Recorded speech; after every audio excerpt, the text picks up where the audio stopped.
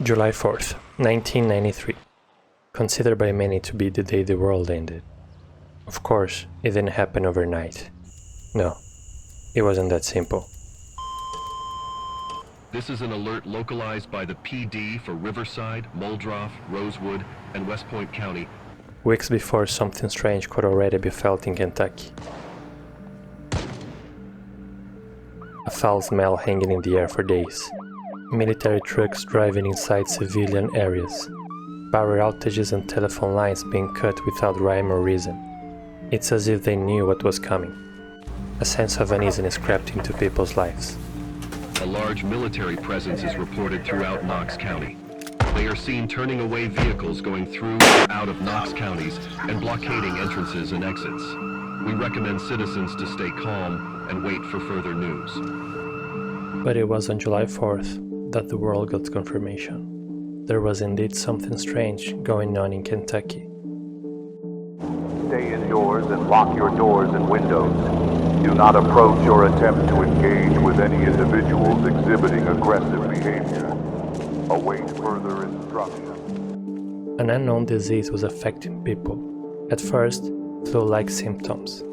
But after some days, they became violent, enraged. They started to kill. And then the dead started rising up. Chaos. The American army was authorized to open fire.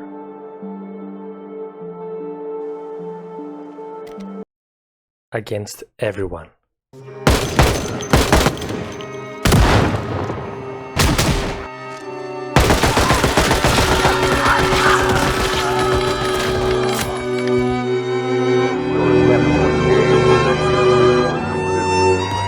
And not long after, the bombs started to fall from the sky.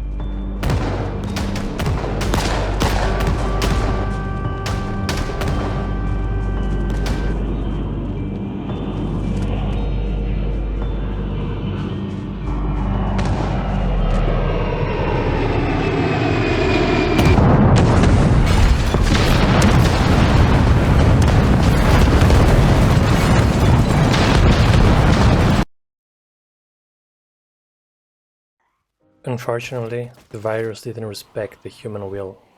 It didn't respect borders or barriers, orders from government officials, or the tip of a gun.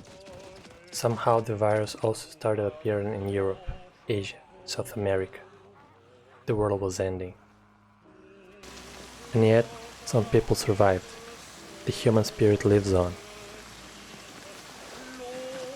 Small communities in remote parts of the world began to emerge. And eventually, thanks to generators and radios that once belonged to the military, communication could be established in a makeshift global network. Those communities eventually discovered what many had long suspected.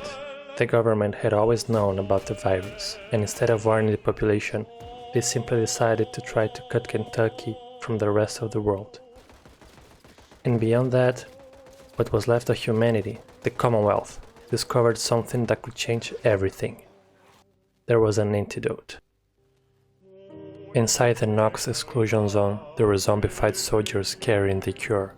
Just a few milligrams of an antidote that, if recovered, could be synthesized and mass-produced.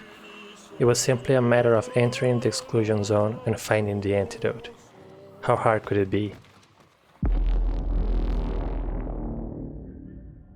The Commonwealth's dream of a cure grew more distant by the day. Many believed the cure existence was just a myth, stories told around the campfire to keep spirits warm, a white rabbit.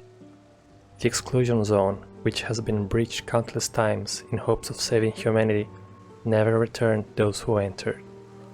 And little by little, people stopped trying on their own.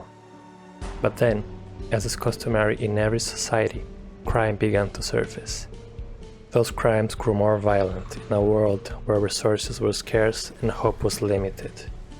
What to do with the criminals captured in the Commonwealth? Public executions?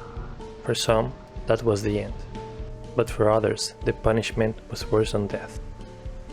With the promise of pardon for their crimes and reintegration into society, criminals began to be sent into the Knox exclusion zone and given a quest to find the mythical antidote. They were given a marked extraction point and a time limit. Of course, no one ever returned. And little by little, what was once called the NOx exclusion zone came to be known as